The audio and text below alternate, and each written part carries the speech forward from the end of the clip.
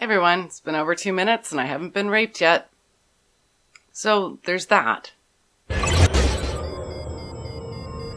Hi, I'm Andray Domise. I'm a civil rights activist focused on helping people falsely accused of assault or sexual assault to prove their innocence. I'm also working to expose activist judges and partisan groups who are corrupting the meaning of equality in our legal system. I'm co-founder of the Lighthouse Project, a crowdfunded free resource that helps people to find and assemble the evidence of their innocence. We help real people in real courtrooms. So I'm not a lawyer and we don't replace a lawyer, we just help the accused to build their case. We help them communicate more effectively with their lawyer, so we aim to reduce the legal bills and increase the chance that a falsely accused person will be acquitted in a court of law. So the people I help, they come from all walks of life.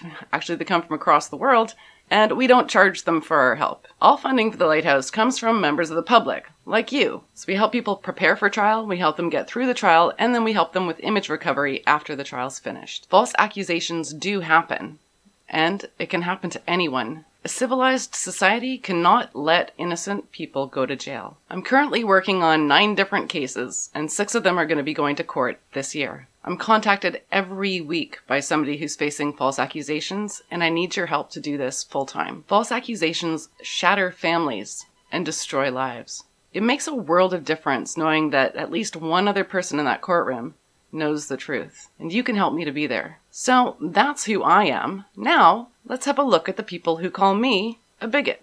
Jesse Brown, an established hoaxer, up until recently employed a man named Andray Domise. Mr. Domise is a celebrated social justice warrior and darling of the regressive left. Jesse Brown does not believe in due process and led the social media crucifixion of Andray Domise, former CBC radio host, before he went to trial. And even when those allegations were proven to be false in a court of law, he continued to assert Gion's guilt. Unsurprisingly, Jesse Brown did not break the story when his buddy Andray Domise was accused of assault, 3 counts of assault, back in February of 2016. Instead, he acted all, no, I can't talk about confidential employment records, until the story finally broke about 9 months later.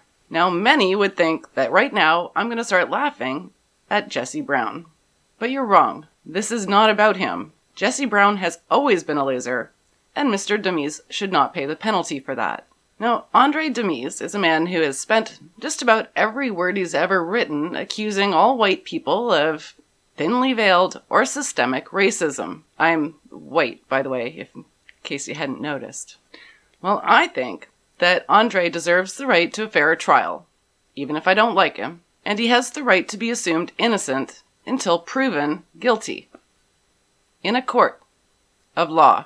And if that trial results in the finding of not guilty, he has the right to be seen innocent of the crimes that his friends or associates have denounced fair trials for other people, or even refused to accept the verdicts, does not strip Andray of his rights. Now, he's been charged with 3 counts of domestic violence and 1 charge of mischief for wrecking her phone. The burden of proof is on the Crown, and Mr. Domise does not have to prove his innocence. It's really not that difficult a concept to understand, so I don't really know why Jesse Brown has had so much trouble accepting it in the past. Now, in our current political environment, it's expected that I would laugh when my opponents suffer misfortune.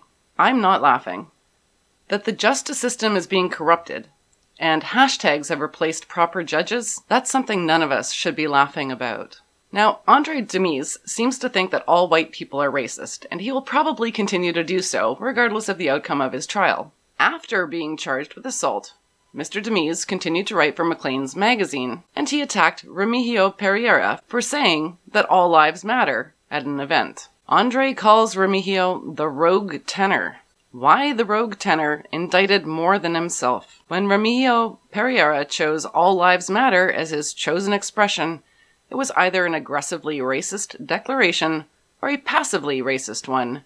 Take your pick. Now, we're being asked to believe that the relative silence around these charges laid against Mr. Domise are because of historic systemic racism. On January 11th, September Anderson wrote that Andray Domise's situation was complicated because his ex-girlfriend is white, and that a white woman accusing a black man arouses memories of lynchings and historic persecutions of black men.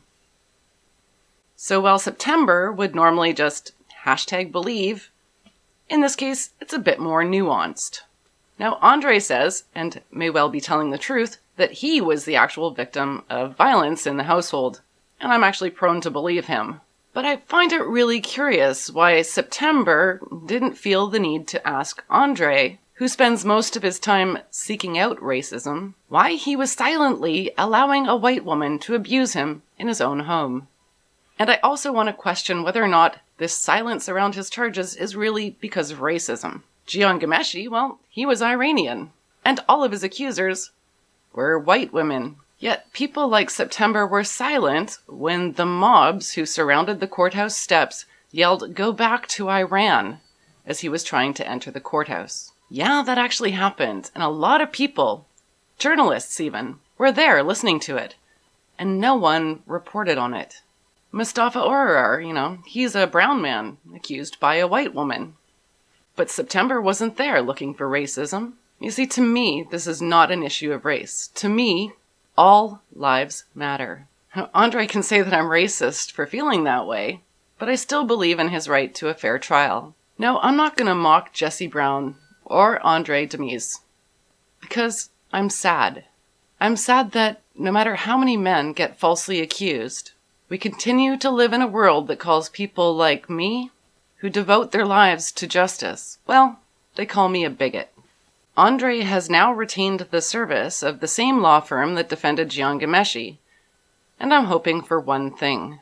As always, I hope the truth prevails and an innocent man does not go to jail. If you feel the same, well, you can support the Lighthouse Project on Patreon, because I just got another call today from someone who needs my help.